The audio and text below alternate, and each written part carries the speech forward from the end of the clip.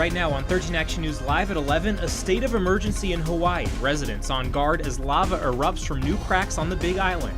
The Golden Knights hit a bump in the road to the Stanley Cup, but fans aren't giving up just yet.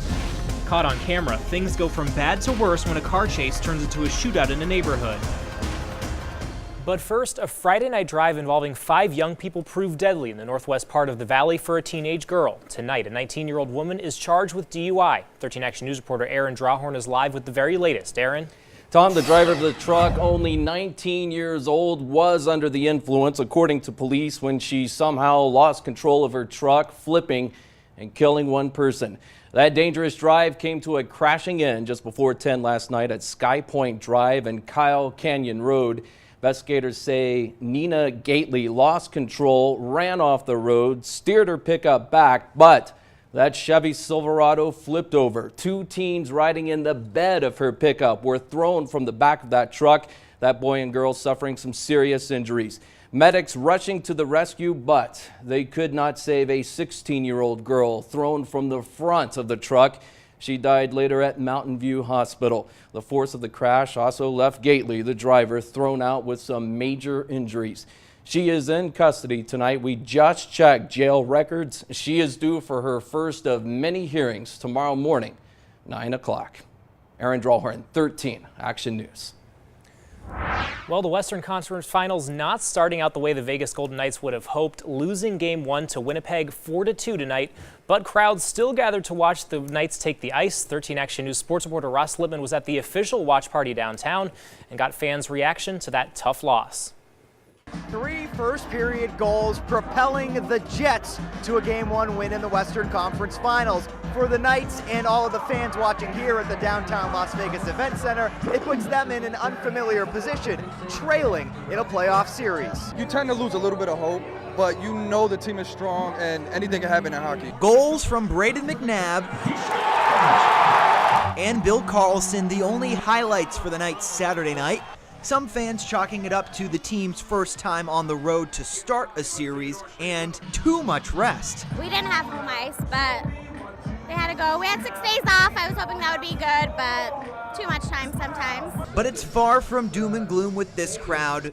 They are not losing hope. We're totally behind them, and they're going to get it in Game 2. It's only Game 1. It's so only Game 1. So the Golden Knights have a day off in between games to think about the loss and what they can do to improve. Game 2 is Monday night. The watch party is at the Red Rock Pool at the Red Rock Casino. From the downtown Las Vegas Event Center, Ross Lippman, 13 Action News. Well, if you were at any of those watch parties this afternoon, you know it was gorgeous outside. 80 degrees in Henderson. The official for the day was 81. That means we ran 7 degrees below average for this time of year. And Boulder City didn't even make it up to the 80-degree mark. Right now, beautiful outside. 73 degrees in central portions of the valley, 73 Green Valley, North Las Vegas at 72. Summerlin and Centennial Hills already down into the 60s. Whatever you're doing for mom tomorrow, maybe you're doing breakfast or brunch. It's going to be beautiful. 70 degrees at the 9 o'clock hour and close to lunchtime at 75. So I'll tell you how cool it'll be in your neighborhood tomorrow and how much longer these below average temperatures are going to last in your 13 First Alert forecast. Right now, officials in Hawaii are warning that the Kilauea volcano could soon erupt. The threat is the lava inside the crater mixing with the groundwater could turn that volcano into a giant cannon. All of this as a new crack in the earth has emerged. ABC's Marcy Gonzalez reports the threat zone spreads across many miles. President Trump making that disaster declaration, securing federal money to help pay for the ongoing emergency response here in Hawaii, including the possibility of more evacuations. While tonight, this, a 16th fissure erupting, spewing more lava into an already devastated landscape. I don't know if this one will cause more evacuations, but it is in line with the rift zone, and we are preparing for the worst. We are preparing for mass evacuations. Officials also prepping for what they say is the likelihood of a massive steam explosion here at the summit of Kilauea that could send refrigerator-sized boulders rocketing into the sky. Outside of the park, residents being warned the explosion could send ash raining down for miles. This is not life-threatening, a light ash fall. but it is something that people need to be mindful of. Worries about air quality from that and the sulfur dioxide still spewing from these fissures, sparking long lines at stores, people desperate to buy respirators. We can't wait until the ash and the sulfur is down on us. We need it now. Evacuated residents checking on their homes, still unsure when or if they'll be able to return. One day at a time. That's all I can do. My wife says, well, what are we going to do next week? And I say, let's just make it through today. That was Marcy Gonzalez reporting to France. Now, one person is dead and 4 others are injured after a stabbing rampage in Paris. Police killed the attacker. It happened near the city's iconic Opera House, which is just a short walk from the Louvre Museum. So far, there's no word on a motive and no indication yet on whether this was an act of terrorism. However, ISIS has claimed responsibility for the attack. Ahead of next month's historic summit between President Trump and North Korean leader Kim Jong-un, North Korea has announced an upcoming ceremony to mark the dismantling of a nuclear test site. Here's David Packer with the latest. North Korean foreign ministry officials announcing an official date for the dismantling of a North Korean nuclear test site. The news carried by the state-run Korean Central News Agency, detailing the plans and announcing a ceremony marking the event will be held between May 23rd and 25th. The dismantling of the underground site will include collapsing its tunnels with explosions and blocking entrances, along with removing observation facilities, research buildings, and security posts. Foreign journalists from 5 countries, including the U.S., will be invited to inspect the process. This latest news comes just days after North Korea released 3 Americans being held prisoner in the country.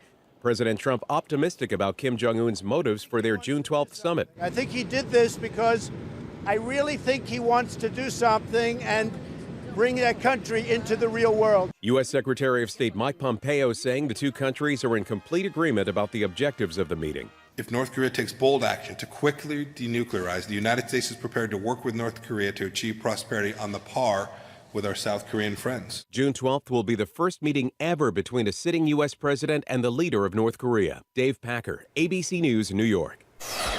Reports say Press Secretary Sarah Sanders berated White House communications staff for the rude joke that was made about Senator John McCain. Sources say she told everyone that joke was inappropriate. However, reports say Sanders focused more on the fact that the joke was apparently leaked to target aide Kelly Sadler. Sadler said at a private meeting that McCain was, quote, dying anyway in an apparent reference to his brain cancer.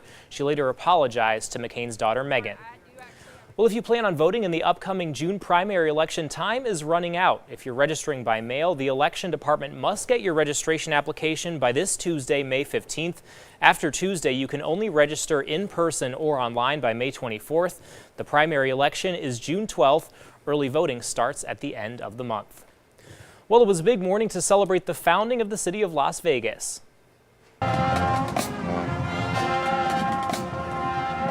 The El Dorado Parade was held downtown. Las Vegas was founded back on May 15, 1905. We spoke with one resident who reflected on when she first moved to the city.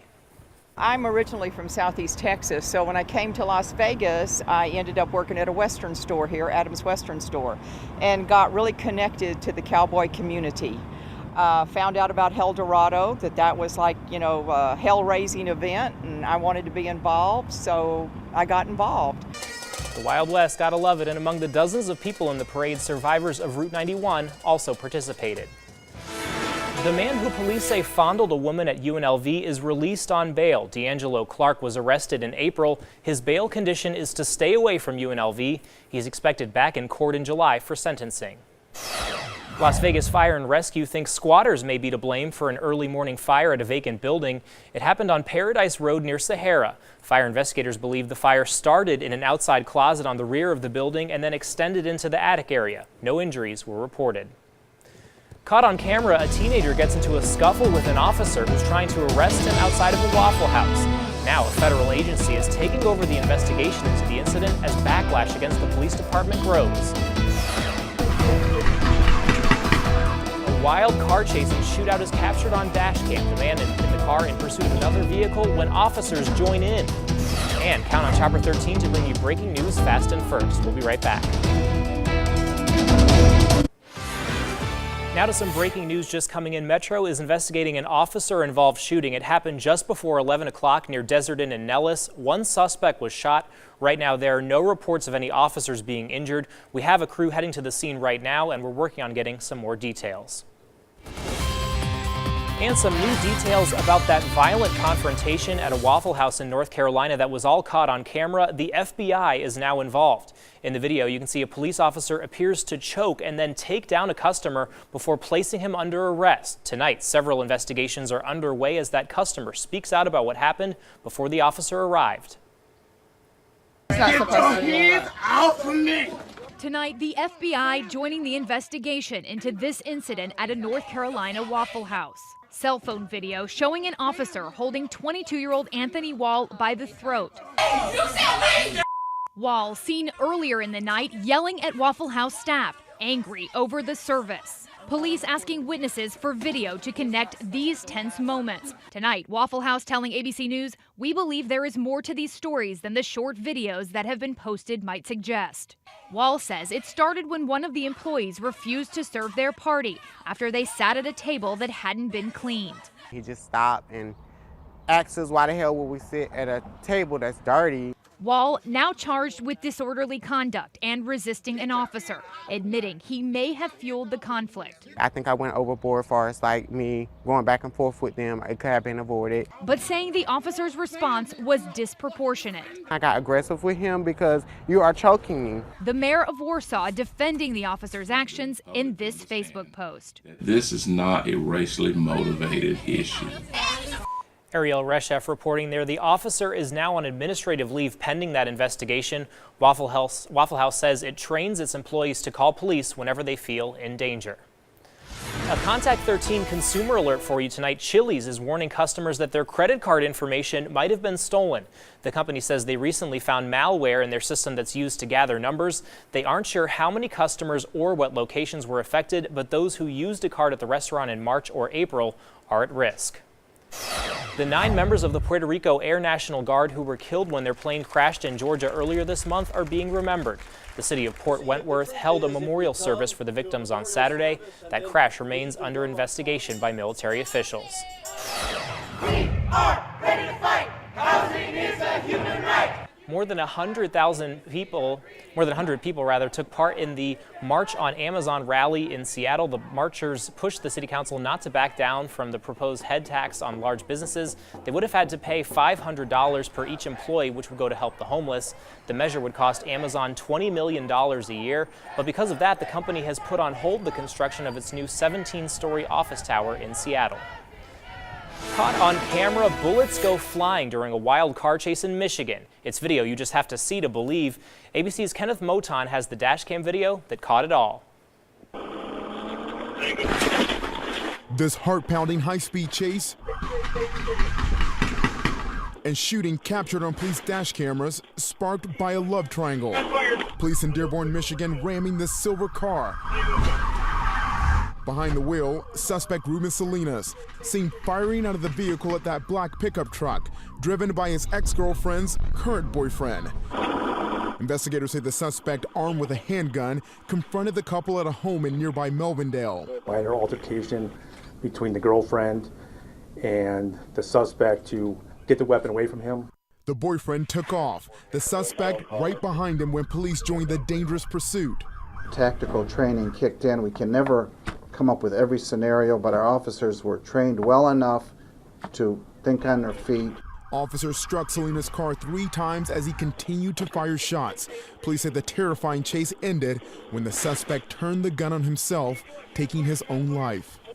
Kenneth Moton reporting there. The boyfriend was not seriously injured. Investigators say they found 3 weapons, including an AR-15, inside that suspect's car. Officials in Arizona say a wildfire just north of Prescott was caused by people. Several structures have been destroyed and hundreds more remain threatened. So far, the blaze has burned more than 5,000 acres and is 80% contained. The State Department of Forestry and Fire Management says more than 100 firefighters are battling that blaze. The series between the Golden Knights and the Jets is making one Las Vegas woman the black sheep of her family. Kelly Matsumura is a Golden Knights fan, but she grew up in Winnipeg as a Jets fan. She converted after living here for 12 years and got excited when Vegas got a new team. But as you might imagine, that didn't go over very well with her family back home in Canada. It's a big family feud right now. They said I'm a traitor. I think I kind of told her I might have to go to the bathroom and throw up. And get this, another one of her brothers is Benny the Jet, the Winnipeg mascot, but Kelly says she'll be sticking to her guns and cheering on the Knights. Now, 13 First Alert weather.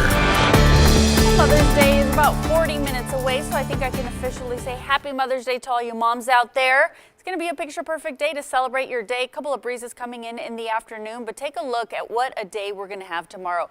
Lunchtime, lots of sunshine, 77 degrees, so if you want to do brunch on the patio, lunch on the patio, dinner, whatever you want to do tomorrow, it's going to be beautiful outside. We are picking up a little bit of a breeze in the afternoon, and highs for tomorrow all across the valley, very, very mild and below average for this time of year. 78 degrees in Summerlin, 81 in Centennial Hills, northeastern portions of the valley, in the low 80s as well. Lots of sunshine, but you see the breezes coming in the afternoon hours.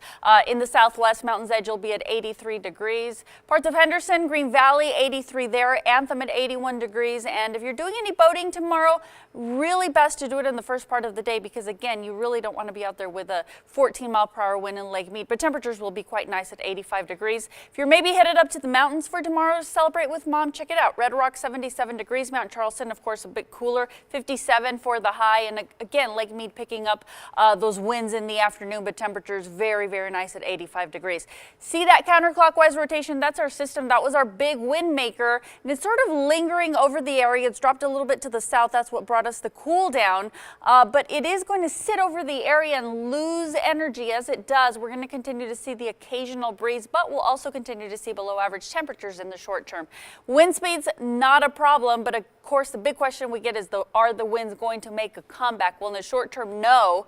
There is 8 o'clock tomorrow morning. Take a look at how quiet it is. Once we get to lunchtime, southern portions of the valley, we start to see the breezes kick up a little bit, and that continues as we roll into the afternoon. Pretty much region-wide or area-wide at 4 o'clock, we could see some breezes. That includes Nellis Air Force Base, central portions of the valley, down to Henderson, and then in the 8 o'clock hour, sort of holding on for southern portions of the valley, but tapering down for the north. So tomorrow we could see gusts between about 20, 25 miles per hour. Monday, Tuesday, they're going to be more occasional, a lot calmer at about 20. And then Wednesday, this is your first alert for the next system that will already start to roll in. So those are the breezes ahead of 2 windy days on Thursday and Friday. Your allergy forecast, we're going to remain in the moderate category with some breezes and some fairly warm temperatures. So here's your 13 First Alert 7-day planner. Below average temps, not only for Mother's Day, but also on Monday. Tuesday, 90 degrees. So we start to try to warm up, but then in comes the next system and the next wind maker. Breezy on Wednesday. We'll be back in the windy category Thursday, Friday. And this one will also cool us down and drag some extra cloud cover in our direction. We'll be back in the mid-80s by Friday and a little bit of a warm-up to start off the weekend. Back to you. All right, thanks, Carla. We're looking ahead now to a major traffic trouble. 95 at the 15 will be shut down next week. NDOT says the closure will happen next weekend from May 18th through May 21st when EDC happens to be in town. If you're traveling on the 95, you'll have to follow a detour at the 15. However, the 15 and the Spaghetti Bowl ramps will stay open. Officials say they had to plan the closure for next week since Memorial Day is the following weekend. This will be the second of 6 freeway closures as part of Project Neon. Well, it could be the new normal for medics across the valley. After the 1 October massacre, the newest tactical team introduces their skills to keep you safe. And don't forget to download KTNV Mobile. It's in the App Store and Google Play. It's free and lets you watch 13 Action News video anywhere you have mobile service. We'll be right back. Welcome back. Well, here in Vegas, we know that 1 October changed everything. Well, now medics are stepping up their game with intense training. With a better emergency response, it's all to keep you safe. 13 Action News anchor Leslie Marin introduces us to this new team of tactical first responders. From an active shooter Remove your mask. to tear gas. I can feel like burning around my neck and stuff. This team of 8 paramedics from AMR Medic West Hoorah! Moving out. are training to become the newest tactical team in the Valley.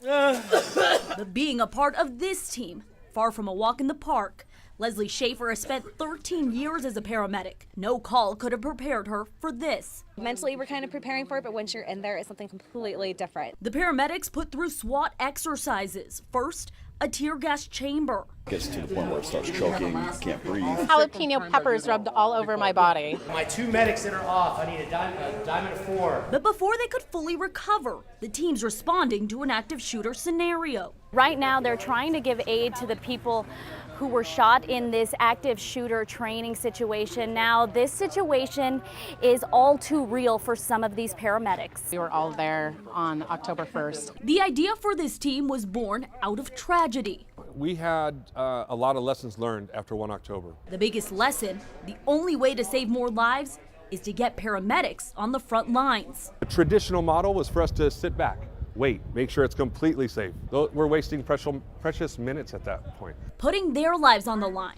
to save yours. We want to give back to our community in a bigger way, something that we can do more, Lord forbid, October 1 never happens again. Leslie Marin, 13 Action News. Well, for many people, prom is one of the best memories from high school, and that's true for one senior who went out of her way to make sure her father was included in the milestone moment. Now, a breaking news update that we first told you about earlier in the show. Metro is investigating an officer-involved shooting. It happened just before 11 o'clock near Desert Inn in Nellis. Our crews just got to the scene. You're taking a live look right now at that scene there. One suspect was shot. Right now, there are no reports of any officers being injured. We're still working on getting some more details. Well, in exactly 1 week, Prince Harry and Meghan Markle will marry. The English town of Windsor, where the wedding will take place, has been bustling. Tourists are arriving to visit the castle while preparations are still ongoing. Many roads have been repaved, street signs are repainted, and storefronts are decked out with life-size cutouts of Harry and Meghan. Tens of thousands of visitors are expected in Windsor next Saturday. And back here in the U.S., the British Embassy in Washington, D.C. held an open house today. People signed dozens of cards and sent their well wishes ahead of the royal wedding. Best wishes, many, many happy years, and God bless you. Congratulations and have an awesome life. And for all you royal watchers out there, just to note, the ceremony begins at 4 a.m., so you can either stay up late or get up early. A dad hard at work on the job, his daughter catches him by surprise. It's a milestone moment neither of them will ever forget. Here's ABC's Adrienne Bankert. It was the first time Vanessa Macedo would be so dressed up, but she didn't want this crucial high school memory to be without one very important person. The Mission Oaks senior wanted to have the prom moment most teens dream about without burdening her parents the extra cost. Her father, Joaquin, had been injured and was working selling fruit to make ends meet. I didn't want to bother him, so my brother helped me pay for my dress.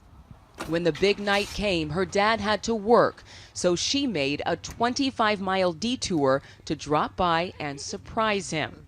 Joaquin says he never expected to see her so beautiful the way she looked, and that he was very happy. Vanessa thought it would be nice to share the video with friends, never expecting this father-daughter moment would be watched by millions. I'm sorry that I wasn't able to get her what she wanted. I love her. And now that fruit stand has new customers. There's this one customer that told him that good dads make good kids. A moment that was so much more than picture perfect. Adrienne Bankert, ABC News, New York. Amazing story there. Well, Carla has a final check of your forecast, but right now here's a live look out of the valley on this Saturday night. You're watching 13 Action News, where we bring you breaking news fast and first. Stay with us. There's your 13 First Alert 7-day planner. Below average temperatures not only for Mother's Day, but also to start off the work week. We get back to the 90s. On Tuesday, start to continue to warm up. However, the next system starts to move in, and that will blow in windy conditions on Thursday, Friday, and a cool down back to the 80s Friday, Saturday. Let's get out there, enjoy it, and happy Mother's Day to all the moms out there, including my own mom. Yeah, East Coast, right? East Coast. They're watching 2 o'clock in the morning. That's a good mom. Dedication right there. That's right. All right, well, that's 13 Action News live at 11. We're always on at KTNV, our mobile app, and Roku channel. From all of us here at Channel 13, have a good night, everyone. Thanks for watching.